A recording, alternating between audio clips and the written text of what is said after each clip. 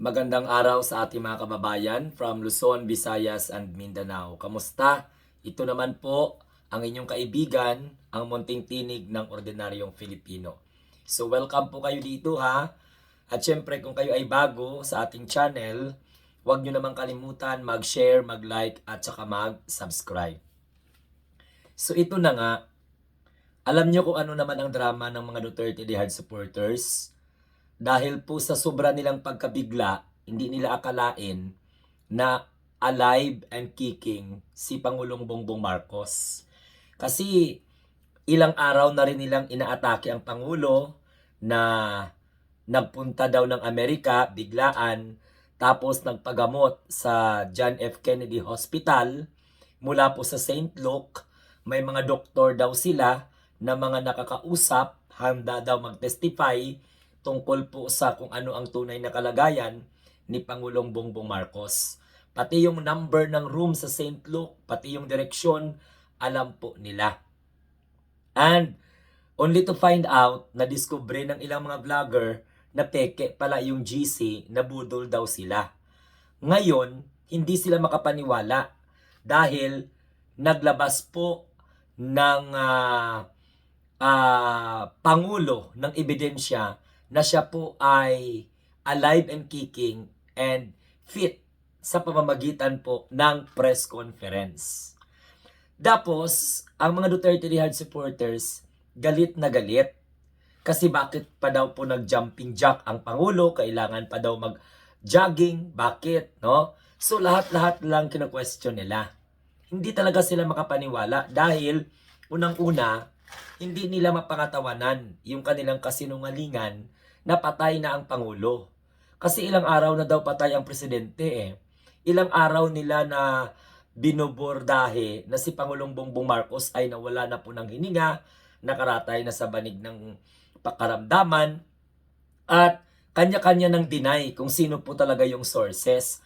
Pero nung hindi pa lumabas ang Pangulong Bongbong Marcos sa presscon, ang confident ng mga DDS vlogger, lalong-lalo na yung mga vlogger na nasa ibang bansa na kung saan nagyayabang na sila po ay hindi na Filipino citizen, sila po ay citizen kung saan po silang bansa ngayon naroroon. So ano po yung point? Hindi matanggap ng Duterte de Hard supporters na bistado po yung kanilang kasinungalingan. Hindi nila matanggap na hindi makaupo si Sara Duterte, no? Dahil yun ang ina-assured nila na dapat daw bumaba si Pangulong Bongbong Marcos sa pwesto kasi putol na yung intestine, nakalabas na yung may bag na sa tagiliran ng Pangulo, pagkatapos stage 4 na ang kanyang colon cancer, yun ang ipinapalaganap. Dahil po sa pagkabigo nila na mapaniwala ang taong bayan dahil biglang lumabas ang ating Pangulo, ang pinapalabas na naman nila ay yung si PBBM daw na nasa Malacanang na nag-presscon ay hindi daw po totoong si PBBM yon. Dahil sinasabi nila na yun daw po ay produkto ng cloning. So, clone na daw po si PBBM na lumabas kasi hindi daw utal-utal na magsalita. Tapos meron pang vlogger na nagsuggest na dapat daw kapag gina-clone si PBBM, dapat ayusin para perpekto. Kasi nagtaka daw itong mga Duterte de Hard supporters at saka yung mga vlogger nila na bakit daw po tuloy-tuloy ang pagsasalita hanggang sa yung ABS-CBN inaaway na ng mga Duterte die Hard supporters. Sa sobrang pagkabaliw nila sa pamamagitan ng kanilang kasinungalingan, hindi nila matanggap na si PBBM sa Malacanang ay totoo. So, baliw talaga ang pagtawag natin dyan o di kaya may sayad or may saltik dahil 2026 na ngayon, paniwalain nyo pa yung tao na si PBBM na hindi po totoong PBBM na nakaupo dyan, patay na, naka-clone na daw. So kanya, kung normal ka nga nga Pilipino, maniwala ka ba sa kwento na ganon? Na ang Pangulong Bongbong Marcos na nag-speech kahapon lamang sa kanyang press conference, ay hindi na totoo? Produkto na po di umano ng cloning? So saan kaya humuhugot ng katangahan at ng kabubuhan ang mga DDS vlogger, ang mga DDS supporter? Dahil lamang po sa supporter sila ng mga Duterte, idol na idol nila si Baste, idol na idol nila si Sara, na alam naman nila na hindi po makakaupo dahil unang-una, hindi pa tapos ang termino ng presidente. Kung gusto nilang ikudita ang presidente, hindi man nagtatagumpay ang mga destabilization effort ng ibang mga Duterte parallel group dahil hindi naman sila sinusuportahan ng taong bayan. Wala naman silang suporta sa mga military. Wala man silang suporta o endorsement from the Makati Business Club and other Chamber of Commerce. So, wala naman silang mga support from the diplomatic corps ng iba't ibang mga bansa. So, paano nila mapagtagumpayan ang balak nila na iupo si Sara Duterte? Nagmukha silang katawa-tawa. So, hindi pa rin sila susuko, hindi pa rin sila sumusuko sa kanilang kasinungalingan.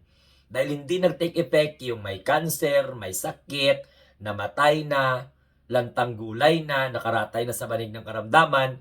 Ang pinapangalaganap naman ng mga DDS vlogger at ng mga DDS supporter ay ang issue po ng clone. So ikaw, DDS supporter, maniwala ka dyan sa vlogger mo na nagsasabi na si PBBM ay hindi po totoong PBBM, yung nag-speech or nag-press conference kahapon. So gawin nyo pang mga sinungaling ang media at ang staff ng Malacanang. Saan kayo umuhugot ng lakas ng loob ninyo na i-debunk pa ninyo kung ano yung nangyari kahapon? Sinisisi pa ng ibang mga vlogger na bakit daw po dapat ngayong araw daw April 14 ilabas na una daw inilabas ng ABS-CBN.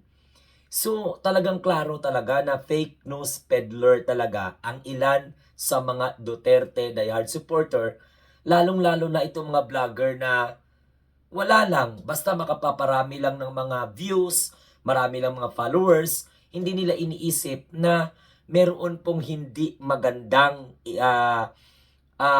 epekto ang pagpapakalat nila ng kasinungalingan, lalong-lalo na pag ang concern ay ang kalusugan ng Pangulong Bongbong Marcos o ng Presidente ng Republika ng Pilipinas. Kasi makakaapekto po yan sa ekonomiya, makaapekto po yan sa imahe ng ating bansa at lalong-lalo na national security. Hindi mo pwedeng basta-basta lang sabihin yun sa media na wala kang basihan.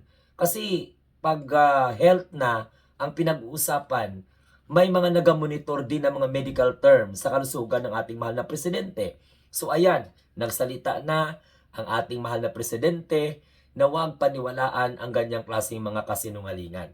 So ang ano ko dyan, assessment ko sa ginagawa ng mga Duterte diehard supporters na dahil hindi kumagat yung issue nilang patay ng Pangulo, hindi po kinagat ng taong bayan yung issue nila na may cancer ang Pangulo, stage 4 na, yung issue naman ng clone or ng cloning ang kanilang pinapalaganap, which is irrelevant. Katawa-tawa. Hindi po ninyo mapapaupo si Sara Duterte sa issue po ninyo ng cloning. Ginawa lang ninyong tanga ang mga kawawang mga taga-subaybay sa inyo. So sana sa punto na ito, ang dami ng problema ang mundo. Apektado po ang ating bansa. Panahon na dapat para magkaisa po tayo sa isang bandila, sa isang pamahalaan, sa isang pangulo na ibinoto po ng majority ng sambayan ng Pilipino. Sa kampo naman ng mga Duterte, hintayin po ninyo ang tamang panahon na mapatunayan ninyo kung gaano kalakas si Sara. Kasi kung gusto nyong manalo si Sara, marami ding ayaw kay Sara. Kung gusto nyong iupo si Sara sa Malacanang, hintayin po ninyo kung kaya po ninyong talunin ang magiging kalaban ni Sara pagdating ng 2028 election. Tsaka, ano po ang ginaproblema ninyo? Malakas man kaya ang mga Duterte. 'Di ba? Top performer, official man kaya ng gobyerno. Grabe man kaya, achiever man kaya si Sara Duterte. Grabe man kaya kataas ang kanyang trust and confidence. So, bakit hindi kayo makakahintay sa 2028? 'Di ba? So, instead na manira kayo ng manira, instead na manggulo kayo ng manggulo at magpalaganap ng kasinungalingan laban po sa health bulletin ng ating presidente, ang gagawin po ninyo, ayusin ninyo i-market si Sara Duterte para po siya ay pagkatiwalaan muli ng sambayanang Pilipino. Kung kaya pa silang pagkatiwalaan ng taong bayan. Puro mga kawalang hiyaan ang mga lumalabas sa mga bunganga nila at syempre walang kwentang mga bagay ang ipinapalaganap ng mga taga-suporta nila. So ayan hindi po kumagat yung issue na patay ng Pangulo, may sakit na yung Pangulo, may kanser ang Pangulo, hindi kinagat ng taong bayan. Ang ipinapalaganap ng mga DDS ngayon, yung PBBM sa Malacanang, hindi daw po totoo. Yan daw po ay produkto ng clone. Kasi nakita si PBBM sa Shangri-La, mahina na daw. Pero ngayon, bakit biglang lumakas? Aba, bakit? Hindi ba marunong mag-alaga ng kanyang kalusugan? So katawa-tawa po yung issue ninyo ng cloning. Yan ay very absurd allegation. Bahala kayo, sarili nyo man ang mga sinisira ninyo at kayo din po ang dahilan kung bakit kayo ngayon pinagtatawanan. So by the way, hanggang sa muli, ito po ang inyong lingkod, ang munting tinig ng ordinaryong Filipino na nagsasabi once again, kung kayo ay bago sa ating channel, huwag kalimutan mag-share, mag-like, and subscribe. Mabuhay po tayo mga bagong Pilipino sa bagong Pilipinas. Salamat po at sana wag kayong magsawa na magsubaybay sa mga katulad ko na mga pro-government social media influencers na walang bayad kundi voluntaryo lamang na pagpapakita ng suporta at pagmamahal sa ating Pangulong Bongbong Marcos as a loyalist. Bye!